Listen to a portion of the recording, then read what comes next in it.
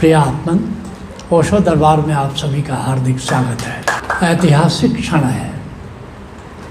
संपूर्ण भाव उपनिषद का उद्घाटन होने जा रहा है। संपूर्ण भाव उपनिषद इसलिए कह रहा हूँ कि माधवपुर में अभी 5 दिन कुछ ट्रेलर दिखाए गए थे। वो ट्रेलर था, लेकिन यहाँ ऋषिकेश में जो घटित होने वाला है वो संपूर्ण रामायण की तरह संपूर्ण भाव उपनिषद है। कहते हैं खुसरो दरिया प्रेम का, उल्टी बाकी धार, जो उबरा सो डूब गया और जो डूबा सो पार। हमारे भीतर भावों का समंदर है, लहरें भी हैं और भीतर शांति भी है। समंदर को तुम देखो, लेकिन अच्छे तैराक को देखो। समंदर में तैरना और नदी में तैरने में बड़ा अंतर है। समंदर में तैरना और स्विमिंग पूल में तैरना, दोनों में बड़ा अंतर है। क्या अंतर है? समुद्र में किसी तैरते हुए तैराक को देखो, जब उधर से लहरें आती हैं तो डूब जाता है, अपना सिर अंदर कर लेता है ताकि लहरें ऊपर से चली जाए। और जो नासमझ तैराक होते हैं वो लहरों के ऊपर तैरना चाहते हैं तो फेंक दिए जाते हैं लहरों के द्वारा। ऐसे ही हमारे अवचेतन में भावों का समंदर है, और वो जो ऊपर ऊपर भाव है वो निगेटिव भाव है, नकारात्मक भाव है। और नकारात्मक भावों से जो लड़ेगा वो डूब जाएगा, और नकारात्मक भावों के नीचे जो डूब जाएगा वो पार हो जाएगा। तो ये नकारात्मक भाव, ये ब्लॉक्स हैं, हमारी चेतना में ब्लॉक्स हैं। ये जीने नहीं देते। जगह जगह तुम्हारा रास्ता, नाका देखा है, सड़क पर चलते हो तो नाका जगह जगह रहता है। ये नकारात्मक भाव नाका है। वो जगह जगह टोल टैक्स मांगने लगते हैं।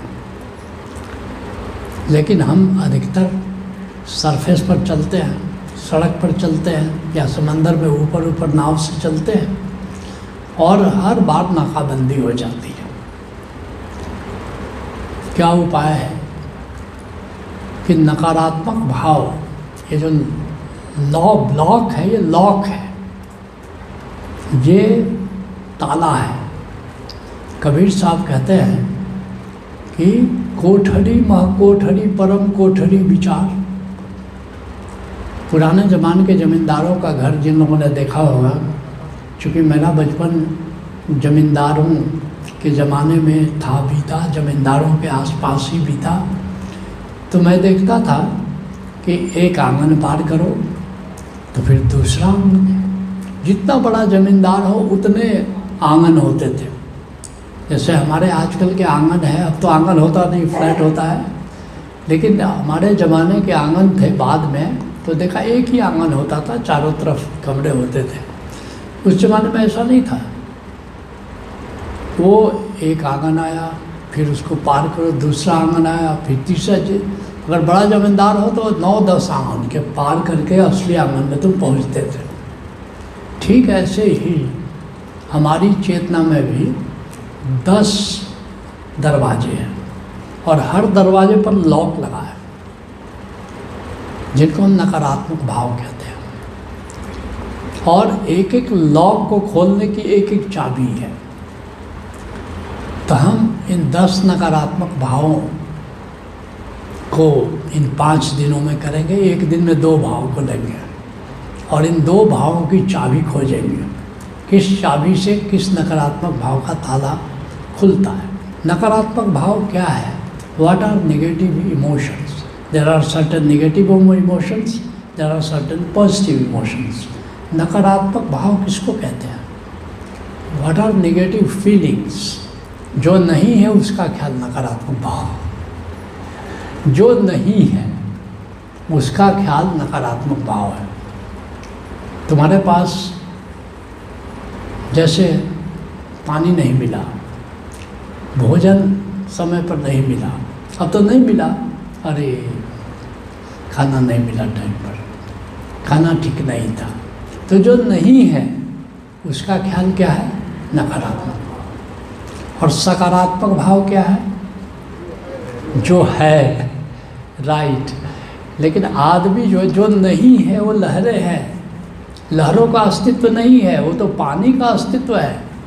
कबीर साहब कहते हैं दरियाओं को लहर दरियाव है जो भिन्नम कोयम, उठे तो नहीं रहे बैठे तो नहीं रहे। पानी का अस्तित्व है, लहर का अस्तित्व नहीं है। टेम्पररी मामला है, लेकिन हम लहरों की चर्चा करते हैं। आदमी गजब की चीज़ है। पशु ऐसा नहीं करता, पशु जो है उस पर उसका ख्याल करता है, और आदमी जो नहीं है उसका ख्याल करता है और नकारात्मक भावों में जीता है, लहरों में उलझ के जीता है, पानी का ख्याल ही उसको नहीं आता। तो जो नहीं है उसका विचार नकारात्मक भाव है। नकारात्मक भाव, निगेटिव इमोशंस क्या क्या हो सकते हैं? 10 मुख्य ताले हैं। जब तक जानोगे नहीं फिर वो चाबी कैसे लगाओगे? 10 मुख्य नकारात्मक भाव क्या क्या है? तनाव, स्ट्रेस। दूसरा क्या है? दुख, सौरो। तीसरा क्या है? अशांति, रेस्टलेसनेस। चौथा क्या है? शोक, ग्रीफ। पांचवा क्या है? उदासी, सैडनेस, डिप्रेशन। छठा क्या है? ईर्ष्या, जेलसी। सातवां क्या है? द्वेष, हॉस्टिलिटी, अकेलापन, लोनलीनेस। अकेलापन ये बड़ा मुश्किल वाला मामला है। लोनलीनेस फील करता है कि मैं अकेला हूँ। फिर खालीपन, एम्प्टीनेस, बोर हो जाता है आदमी, कुछ है ही नहीं ज़िंदगी में, खालीपन, एम्प्टीनेस। और 10वां है एंजाइटी, चिंता। कई और भी नकारात्मक भाव हैं, लेकिन जैसे कुछ का क्रोध का, अशांति का ही एक प्रकार है, अशांति का ही एक प्रकार है। तो क्रोध अशांति में आ गया एकदम से। लेकिन ये मुख्य भाव हैं जो आदमी पूरी ज़िंदगी एक साथ एक या अनेक निगेटिव भावों में ग्रस्त रहता है। और जैसे जैसे उम्र बढ़ती है वैसे वैसे ये रोग बढ़ते हैं। जैसे जैसे छोटे होते हो, बच्चे को निगेटिव भाव नहीं होता है, बच्चे हमेशा पॉजिटिव भाव में रहते हैं, जो है उसको देखते हैं। जवान हुए अब 50% नेगेटिव, 50% पॉजिटिव। और जैसे जैसे ओल्ड एज आता जाता है, नेगेटिव भावों का अनुपात बढ़ता जाता है और पॉजिटिव भावों का अनुपात घटता जाता है। बात ही करने का तरीका, पति पत्नी है, शुरू में आकर के तुम्हारी बोली बड़ी मीठी है, कोयल सी बोली है, क्या क्या कहाँ से कहानी तो यही से शुरू होती है। और जब बुढ़ापा आ जाता है तो क्या होता है? एक वो भी ज़माना था, एक ये भी ज़माना है। तब इश्क की बातें थी, अब दर्द बहाना है। पहले बातें करते थे कि वाह तुम्हारी बोली बड़ी अच्छी है, मीठी है, चलो कहाँ घूमने चला जाए, वो दुबई चला जाए, कहाँ चला जाए, ये बातें होती थी। अब होता वो कहते कि वो मुझे फ्रोजन शोल्डर हो गया है, वो मेरे भी कमर में बहुत दर्द है। वो बातें दुख की होती है, बातें दर्द की होती है, और कोई विषय नहीं रहता आपस में बात करने के लिए। नकारात्मक ही नकारात्मक, नकारात्मक ही नकारात्मक। वृद्धावस्था में बड़ा मामला मुश्किल है। तो सबसे पहला भाव, नकारात्मक भाव, तनाव है, स्ट्रेस है। ये बड़ा जल्दी पकड़ता है। कितने लोग हैं जिनको कभी न कभी तनाव होता है? हाथ उठाओ जरा। अधिकतर लोगों को होता है, अधिकतर लोगों को। जैसा मैंने कहा, जैसे जैसे उम्र दराज लोग होते जाते हैं वैसे वैसे ये तनाव बहुत बढ़ता है। स्ट्रेस सबसे बड़ा, मैंने क्या कहा कि भाई बुढ़ापा है तो रोग तो होगा, और रोग को लेकर के तनाव हो जाता है लोगों में। और बहुत बच्चे बात नहीं मानते हैं। आप सोचते हो कि बच्चे जैसे बचपन में आपकी बात मान लेते थे ना, बेटा ये लाओ लाओ, ये करो वो करो, आपकी आदत तो वही है। अब बच्चे को कहते वो अकड़ जाता है, आप मेरे अनुसार चलो। अब हुआ तनाव एकदम से, जब मन स्थिति और परिस्थिति में असंतुलन हो जाता है फिर तनाव होता है। मन स्थिति से लेना देना है। प्रतिकूल तो कृष्ण के जीवन में भी आता है, प्रतिकूल तो राम के जीवन की पत्नी को कोई उठा ले जाता है, तुम्हारी हमारी पत्नी सही सलामत है। लेकिन हम तो छोटी छोटी बातों में तो राम तो बड़े खुश होकर जंगल जा रहा है, कृष्ण तो बड़े खुश होकर के महाभारत के क्षेत्र में बैठे हुए हैं। तुम्हारी मन स्थिति और तुम्हारे आसपास की परिस्थिति दोनों में जब सामंजस्य नहीं होता है, दोनों में जब संतुलन नहीं होता है तो तनाव का जन्म होता है। तनाव से मुक्ति का उपाय क्या है? स्वीकार भाव, स्वीकार भाव, एक्सेप्टेंस। जैसे ही तुमने परिस्थिति को या घटना को या प्रतिकूल घटना को स्वीकार कर लिया, जैसे बुढ़ापा आया, रोग आया, मैंने क्या कहा, सबसे ज़्यादा स्ट्रेस कब होता है? ओल्ड एज में। सबसे ज़्यादा स्ट्रेस कब होता है? कोई डिजीज हो जाए तो। अब तुमने क्यों स्ट्रेस हो गया? You have not accepted it. स्वीकार करो कि जवानी को आई, बचपन आया, जवानी आई, बुढ़ापा आएगा, आ गया तो क्या बात है, दांत टूट गए तो क्या बात है। मेरे पिताजी को दांत टूट गए, मैंने उनसे कहा कि पिताजी चलिए आपका दांत बनवा देते हैं, तो वो हंसने लगे। मैंने कहा क्यों?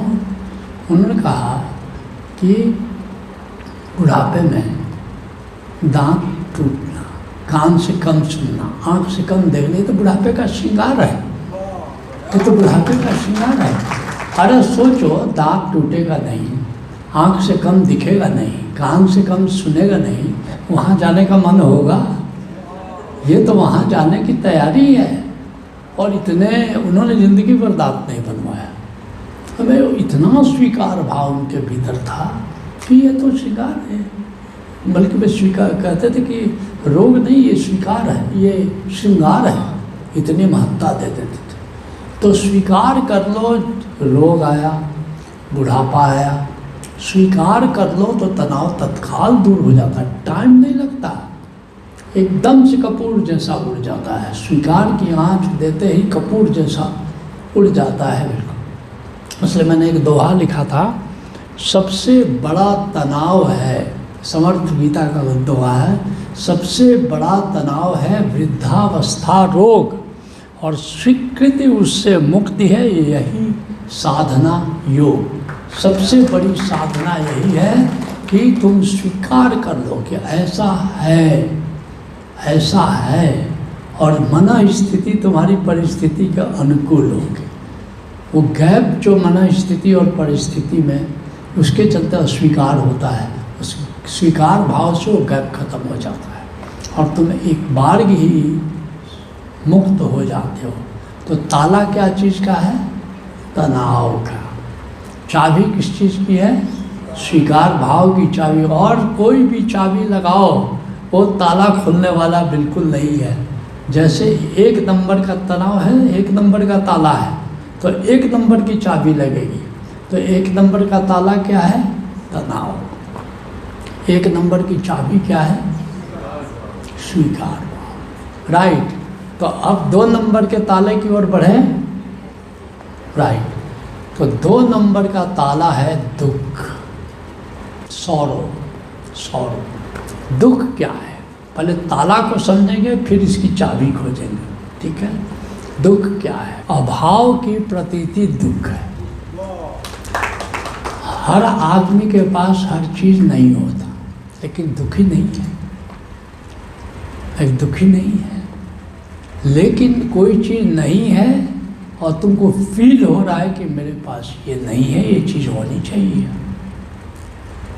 जो नहीं है और वो विचार बार बार आ रहा है। ऐसा नहीं कि एक बार आया तो तुम दुखी हो गए, वो पकड़े हुए हैं कि मेरे पास ये नहीं है, पकड़े हुए। जैसे वृंदावन स्वामी ने कोट किया गोस्वामी तुलसीदास को, नहीं दरिद्र सम दुख जग माई। दरिद्रता का एहसास सबसे बड़ा दुख है। याद रखना, कोई गरीब आदमी, मैं उसकी बात नहीं कर रहा। दरिद्रता का एहसास सबसे बड़ा दुख है कि हमारे पास पैसा नहीं है कि हम बच्चों को खिला सकें, हम बच्चों को दवा दारू करा सकें। वो एहसास साल रहा है तुमको, ये सालना, बार बार उसको महसूस करना, वो टिस मार रहा है कि मेरे पास तो है नहीं।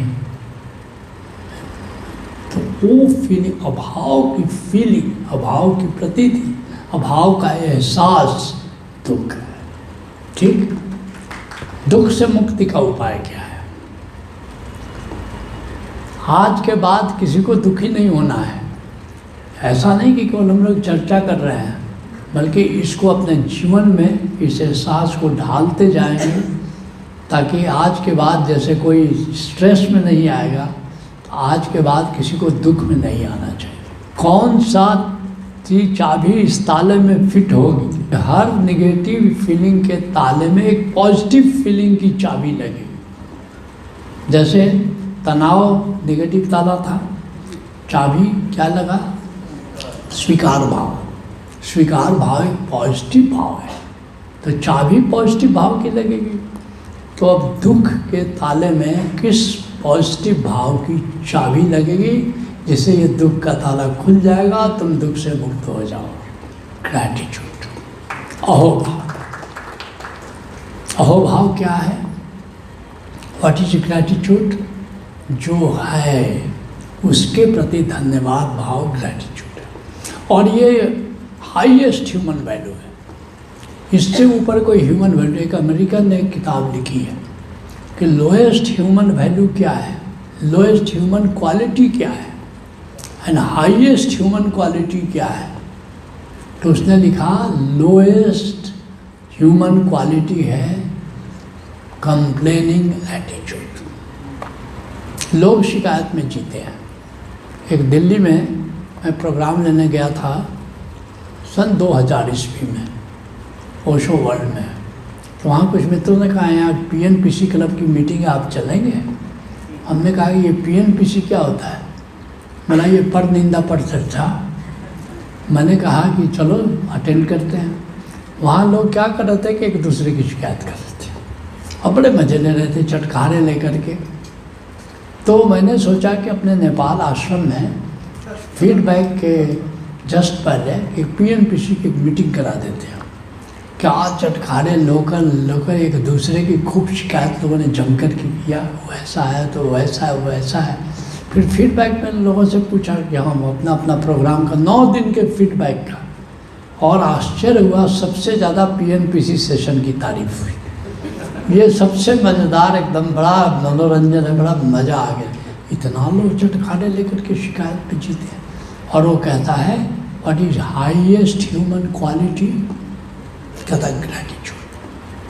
अगर तुम्हारे भीतर ग्रैटिट्यूड है तो समझो कि you are really a very well developed human being. और अगर तुम्हें ग्रैटिट्यूड नहीं है, you are under developed, you are not fully developed as a human being. एक रोंडा बर्न, हमारे युग की one of the best selling authors में उसका नाम है, उसने द मैजिक की किताब लिखी है और पूरी किताब ग्रैटिट्यूड पर है, पूरी किताब ग्रैटिट्यूड पर है। तो ये ग्रैटिट्यूड ये बड़ी सुनने में लगता है अहोभाव। हम लोग कहते हैं अहोभाव, लिख भी देते हैं, हमारे पास अक्सर संदेश आता है अहोभाव। अहोभाव कहना आसान है, अहोभाव में जीना उतना ही कठिन है, कठिन है। तो सवाल ये उठता है कि अहोभाव जीवन में कैसे आए? कहना बड़ा आसान है कि अहोभाव, बात ठीक है। अहोभाव की चाबी ये दुख के ताले, और जहाँ अहोभाव रहेगा, अहोभाव का सूरज जहाँ उगेगा, वो दुख का अंधेरा भाग जाएगा। कि जो जो है, जो हुआ, I am thankful, I am thankful. How to bring gratitude in oneself. George Ottman ने एक बड़ी अद्भुत किताब लिखी है। उस किताब का नाम है काउंट योर ब्लेसिंग्स। जो तुम्हारे पास है वो रोज लिखो, जस्ट पेन डाउन, लिखो। और इसके लिए एक 40 दिन की साधना मैं तुमको बताता हूँ। अहोभाव बहुत कठिन है। मैजिक वर्कशॉप रोंडा बर्न लेती है तो सैकड़ों की भीड़ लग जाती है, जहाँ जाती है सैकड़ों की भीड़ लगती है कि मैं अहोभाव सीखने के लिए उसके पास आते हैं और लाखों रुपए उसको देते हैं एक एक वर्कशॉप के। अब मैं सस्ते में तुमको दे रहा हूँ तो तुम मत सोचना कि ये बहुत ही आसान मामला है। क्या करना है? 40 दिन की साधना करनी है। यही बात हमारे बीच संदीप गुप्ता जी बैठे हैं, जो बताने जा रहा हूँ। अगर बताओ तो एक वर्कशॉप का 1 लाख रुपए चार्ज करते हैं, यहीं बैठे हुए। लेकिन तुमको मैं बता रहा हूँ, इट्स सो ईजी। रोज कागज़ लेकर के बैठ जाओ, फुल पेज बैठो, फुल पेज। एक डायरी बड़ी सी ले लो A4 साइज़ की, और रोज़ एक पेज उसमें भरो कि क्या तुम्हारे पास है, क्या परमात्मा से मिला है, क्या ज़िंदगी से मिला है, क्या पेरेंट्स से मिला है, क्या सोसाइटी से मिला है, क्या टीचर्स से मिला है, क्या और भी जो लोगों से आज भोजन करते हो, किसी ने उसको खेत में उपजाया है, उस किसान के प्रति धन्यवाद। अगर तुमने जूता पहना है तो किसी फैक्ट्री ने उसको उपजाया है, उन मजदूरों को धन्यवाद। इतनी संख्या हो जाएगी। रोज एक पेज लिखो और 40 दिन तक नियमित रूप से लिखो, और 40वें दिन तुम वही व्यक्ति नहीं होगे जो उसने चालिया शुरू किया था। You'll be a different person altogether. You'll be reborn as a man of attitude, gratitude. तो ये इसको कहते हैं काउंट योर ब्लेसिंग्स। फिर देखोगे कि तुम्हारा जीवन बिल्कुल रॉकेट हाई चला जाएगा, तुम्हारा जीवन बिल्कुल बदल जाएगा। There will be complete transformation in your life.